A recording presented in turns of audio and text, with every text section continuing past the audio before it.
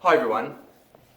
Every January for the last 8 years, together we've tackled the 31 Days to Get Organised challenges, and I know they've been fun, sometimes difficult, but always productive.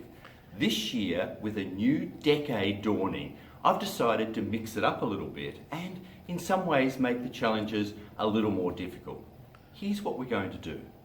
For the next 4 weeks, we are going to tackle a different kind of clutter in your homes, but also look at the reasons behind that clutter. What is it about our lives that makes us want to buy stuff, hold on to stuff, and most important of all, makes it tough for us to let things go? Week 1, we'll be looking at memory clutter.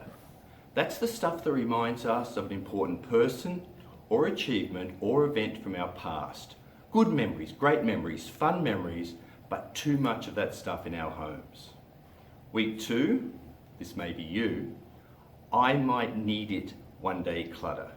And that's all the stuff we hold on to in anticipation that somewhere, somehow, sometime in the future, we might use that stuff. And generally, homes are filled with I might need it one day clutter.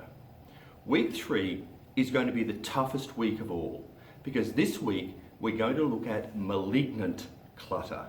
Tough word, tough clutter. That's the stuff that takes us to a more negative time, a difficult time, perhaps even a time of trauma in our past, and we have things in our home that reminds us of those times. Week 4, the final week, will be a little lighter and more fun. That's all about lazy clutter. That's the stuff that we just can't get on top of.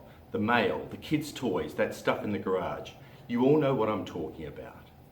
So this 4 weeks, this 31 Days to Get Organised challenge will really be a great and a challenging one, and a great way to enter a new decade. So please share this with friends and family, talk about your friends, share with me the challenges that you see, what's ahead, but most important of all, stay tuned. It's going to be a great start to a richer, fuller, more organised life.